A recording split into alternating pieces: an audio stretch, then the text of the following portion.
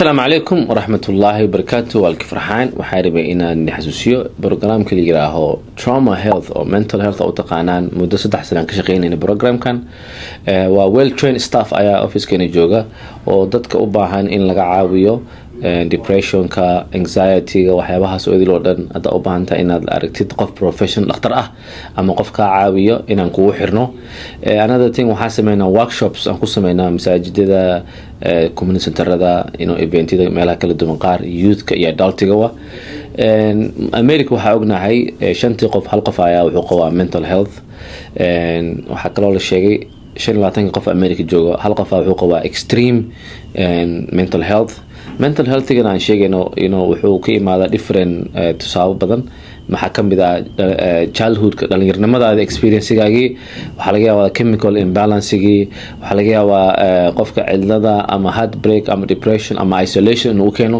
waxyaabo badanaa jiro laakiin muhiimadu waxaa waaye ma iska daaweyn kartaa yes siyaabo badan lagu daaweeyaa there's a lot of ways dhakhtar inaad aragtid ama inaad taqaana salaadaada iyo diintaada is more even cuntada cunaysid mental healthgaaga way kamid tahay marka daaradina waxaas dhan ogaatid please nala soo xiriir numberkan soo wac qofka ku soo wici doono oo insha Allah si fiican kula shaqeysan doono waxa u baahan tahay assessment lagu sameyn doono marka always go program kan wani furan yahay han laga soo qayb galo. Assalamu alaikum, my name is Farhan Abdi.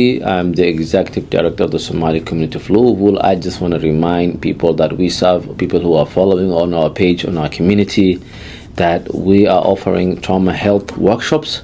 So if you want us, our team, to come to your events or come to your community or to bring resources for the mental health, please always invite us, send us an email or call this number.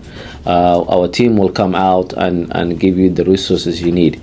Trauma health is important. 1 out of 5 Americans is struggling with mental health, and they say 1 out of 25 has extreme mental health.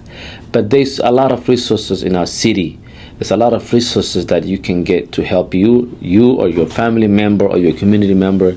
If you need help with the trauma health, please, our office is ready to work with you. Send us a message or give us a call.